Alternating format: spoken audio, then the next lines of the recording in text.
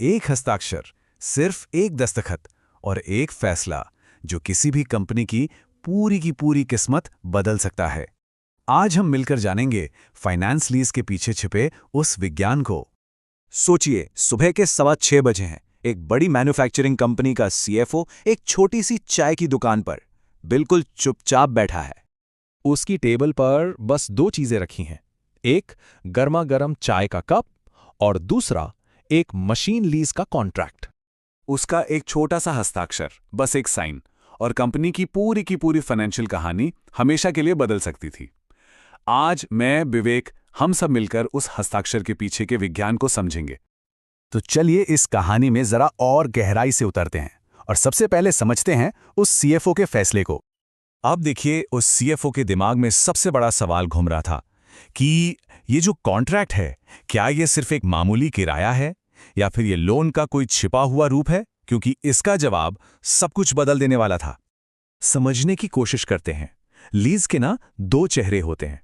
एक होता है ऑपरेटिंग लीज, जो बिल्कुल एक साधारण किराए जैसा है, मतलब सामान इस्तेमाल करो, किराया दो, बात खत्म। लेकिन दूसरा है फाइनेंस लीज, जो असल में एक छिपी हुई खरीद है।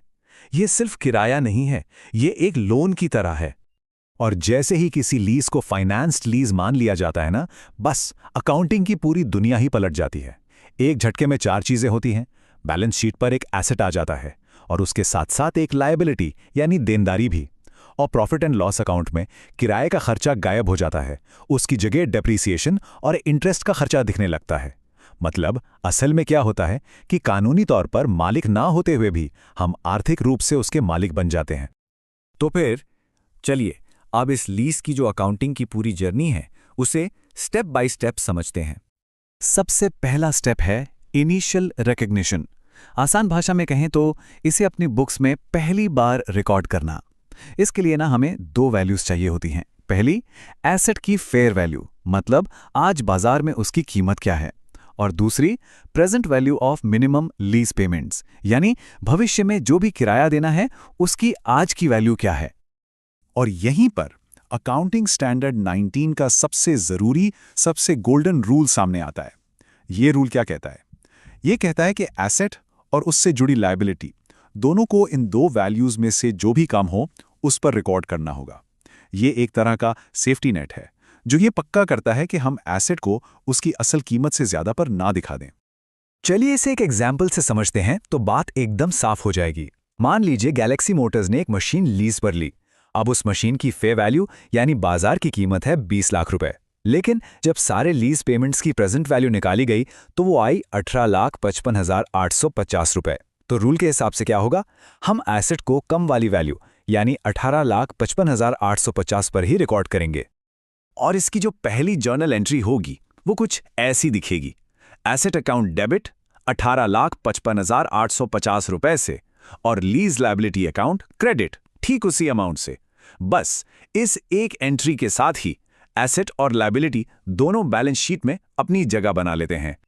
चलिए अब आते हैं दूसरे स्टेप पर। हर साल जो किराया दिया जाएगा ना, उसे दो टुकड़ों में बांटा जाता है। एक हिस्सा होता है प्रिंसिपल रीपेमेंट यानी मूलधन चुकाने के लिए, और दूसरा हिस्सा होता है फाइनेंस चार्ज, जिसे हम आम भाषा में इंटरेस्ट या ब्याज कहते हैं। अब जरा इस टेबल को देखिए।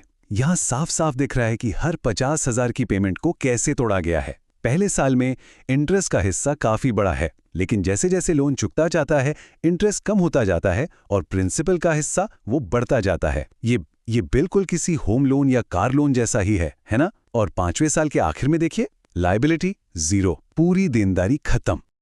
और अब आता है हमारा तीसरा और आखिरी स्टेप, डेप्रिसिएशन। अब यहां पर ना दो सिचुएशन हो सकती हैं। पहली, अगर लीज के खत्म होने पर एसेट का मालिकाना हक मिलने की उम्मीद है तो हम उसे एसेट की पूरी यूजफुल लाइफ पर डेप्रिशिएट करेंगे।